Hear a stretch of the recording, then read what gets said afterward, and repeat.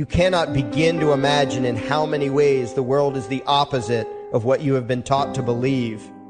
You see the guy who sells drugs to willing customers so he can feed his family as the scum of the earth, while you see the hypocrite who gives away stolen money in the name of government as a saint.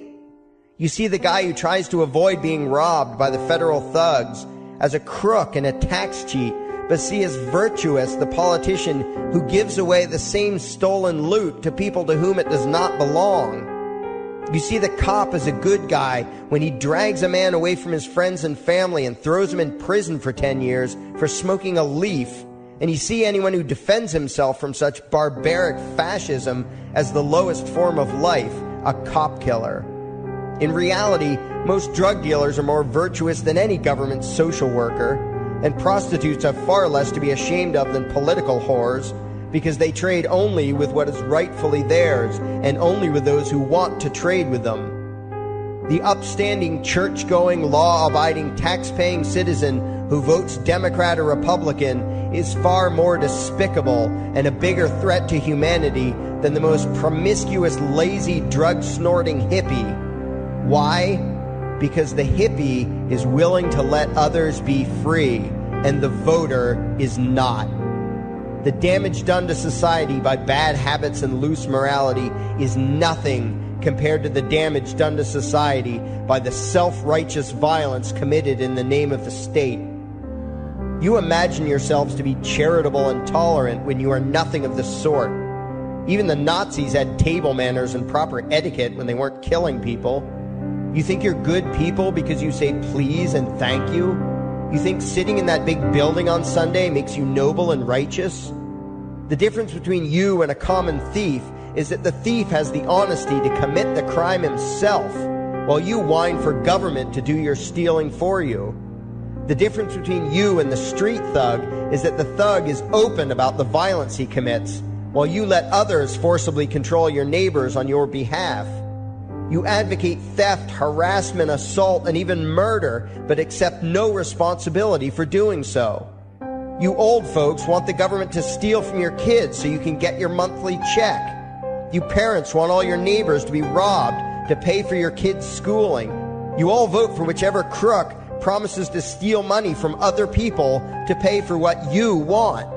You demand that those people who engage in behaviors you don't approve of be dragged off and locked up, but feel no guilt for the countless lives your whims have destroyed.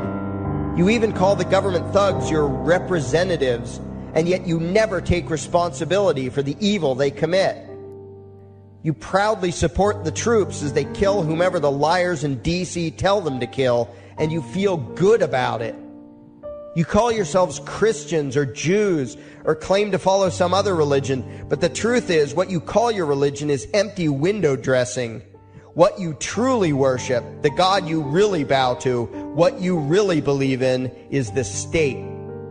Thou shalt not steal, thou shalt not murder, unless you can do it by way of government. Then it's just fine, isn't it? If you call it taxation and war, it stops being a sin, right? After all, it was only your God that said you shouldn't steal and murder, but the state said it was okay. It's pretty obvious which one outranks the other in your minds. Despite all the churches, synagogues, and mosques we see around us, this nation has one God and only one God, and that God is called government.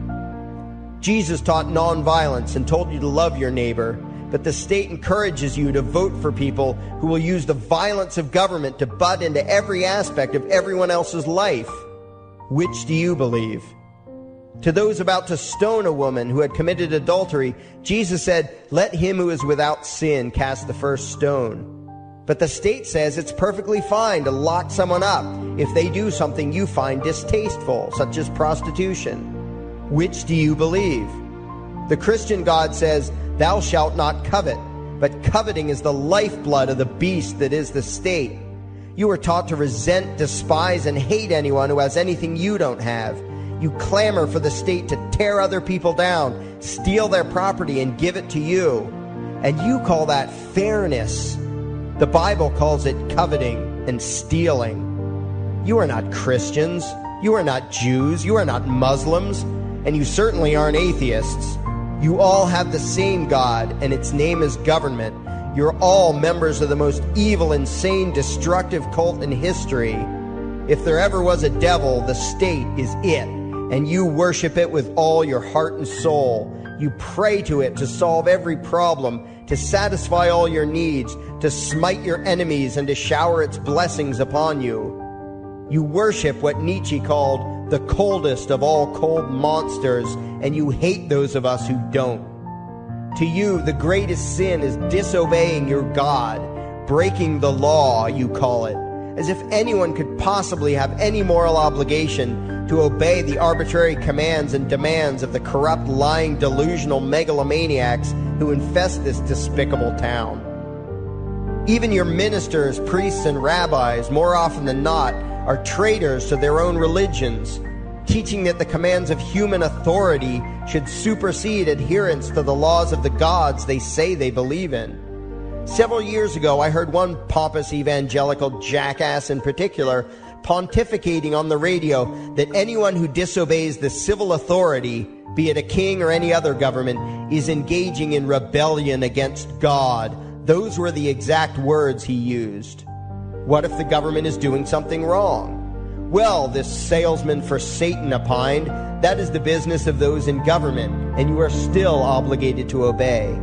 Everywhere you turn, be it the state or the church, the media or the schools, you are taught one thing above all else, the virtue of subjugating yourselves to mortals who claim to have the right to rule you. It is sickening the reverence with which you speak of the liars and thieves whose feet are so firmly planted on your necks. You call the congressmen and the judges honorable, and you swoon at the magnificence of the grandiose halls they inhabit, the temples they built to celebrate the domination of mankind.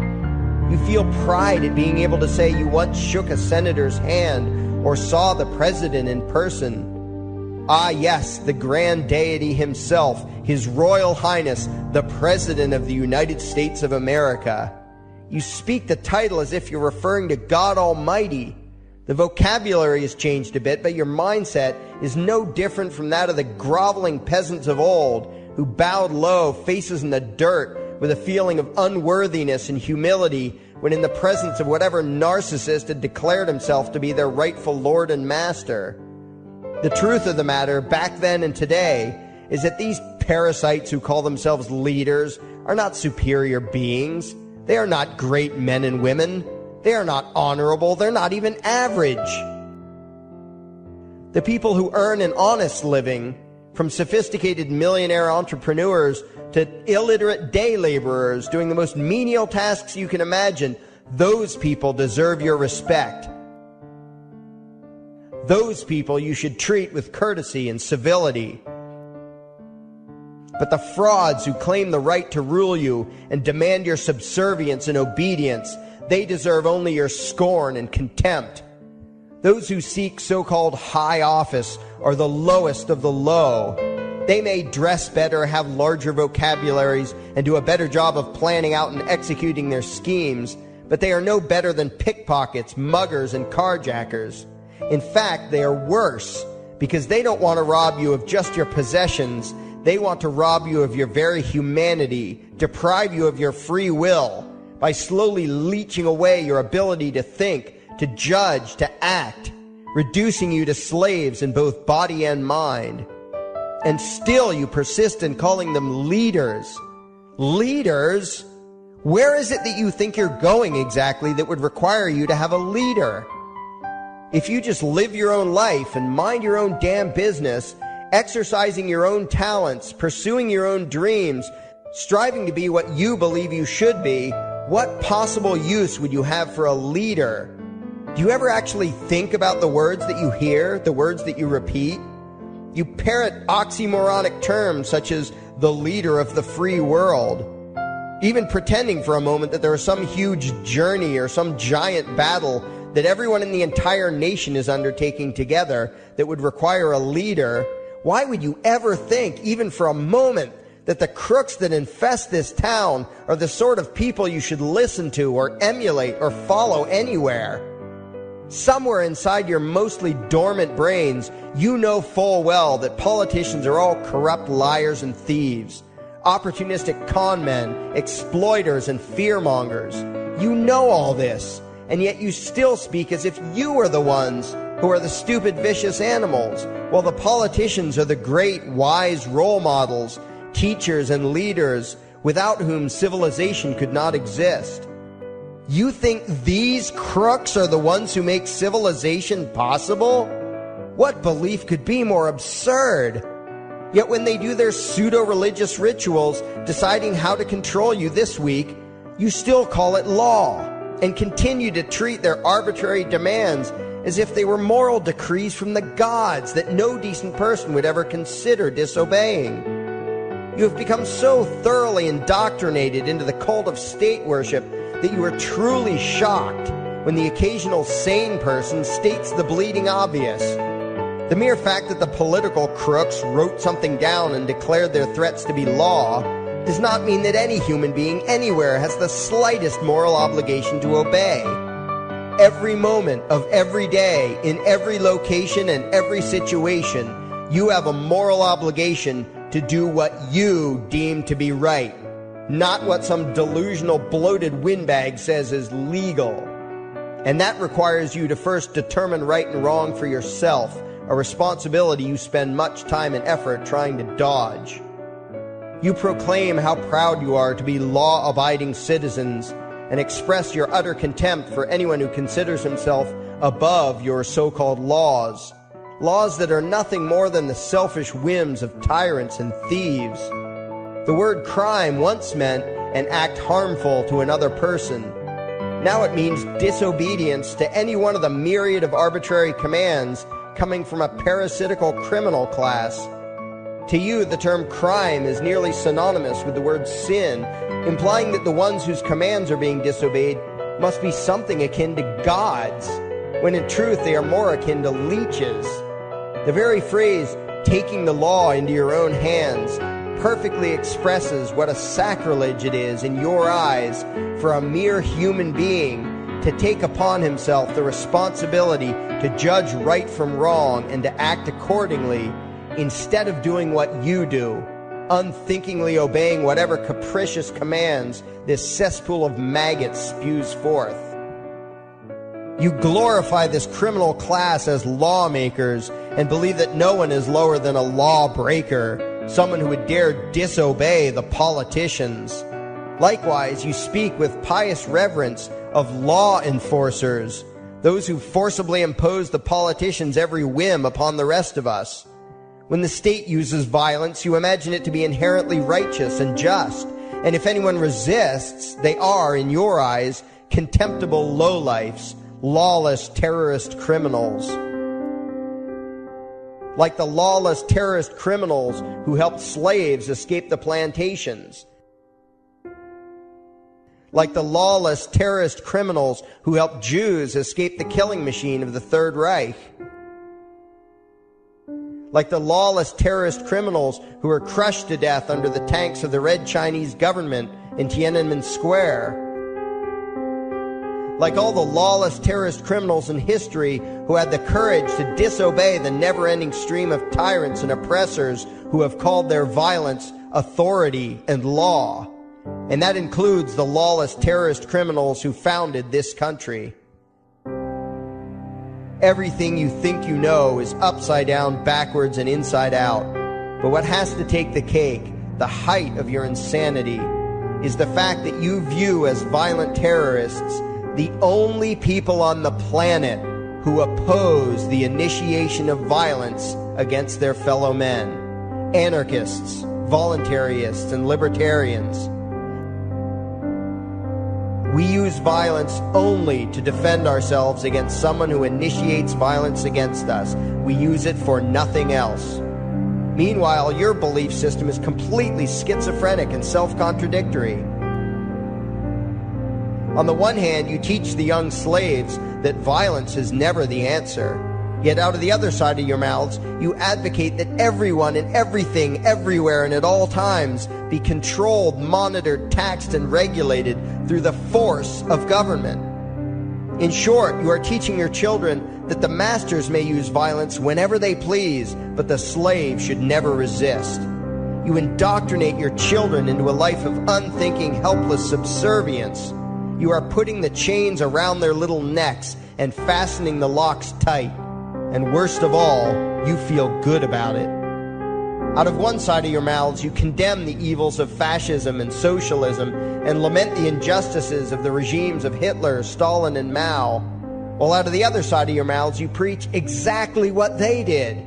The worship of the collective, the subjugation of every individual to that evil insanity that wears the deceptive label, the common good. You babble on and on about diversity and open-mindedness, and then beg your masters to regulate and control every aspect of everyone's lives, creating a giant herd of unthinking conformist drones. You wear different clothes and have different hairstyles, and you think that makes you different.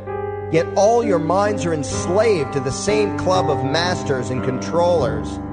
You think what they tell you to think and do what they tell you to do while imagining yourselves to be progressive, thinking, and enlightened. From your position of relative comfort and safety, you now condemn the evils of other lands and other times while turning a blind eye to the injustices happening right in front of you. You tell yourself that had you lived in those other places, in those other times, you would have been among those who stood up against oppression and defended the downtrodden. But that is a lie. You would have been right there with the rest of the flock of well-trained sheep, loudly demanding that the slaves be beaten, that the witches be burned, that the nonconformists and rebels be destroyed. How do I know this? Because that is exactly what you are doing today. Today's injustices and oppressions are fashionable and popular, and those who resist them, you tell yourselves, are just malcontents and freaks, people whose rights don't matter, people who deserve to be crushed under the boot of authority. Isn't that right? You bunch of spineless, unthinking hypocrites, look in the mirror. Take a good look at what you imagine to be righteous and kind. You are the devil's plaything. The crowds of thousands wildly applauding the speeches of Adolf Hitler, that was you. The mob demanding that Jesus Christ be nailed to the cross, that was you. The white invaders who celebrated the wholesale slaughter of those godless redskins, that was you. The throngs filling the Colosseum, applauding as the Christians were fed to the lions, that was you. Throughout history, the perpetual suffering and injustice occurring on an incomprehensible scale, it was all because of people just like you, the well-trained, thoroughly indoctrinated conformists, the people who do as they're told, who proudly bow to their masters, who follow the crowd, believing what everyone else believes and thinking whatever authority tells them to think. That is you. And your ignorance is not because the truth is not available to you. There have been radicals preaching it for thousands of years. No, you are ignorant because you shun the truth with all your heart and soul. You close your eyes and run away when a hint of reality lands in front of you. You condemn as extremists and fringe kooks those who try to show you the chains you wear because you don't want to be free. You don't even want to be human. Responsibility and reality scare the hell out of you, so you cling tightly to your own enslavement and lash out at any who seek to free you from it. When someone opens the door to your cage, you cower back in the corner and yell, "Close it, close it." Well, some of us are finished with trying to save you. We've wasted enough effort trying to convince you that you should be free. All you ever do is spout back what your masters have taught you, that being free only leads to chaos and destruction, while being obedient and subservient leads to peace and prosperity. There are none so blind as those who will not see. And you nation of sheep, would rather die than see the truth.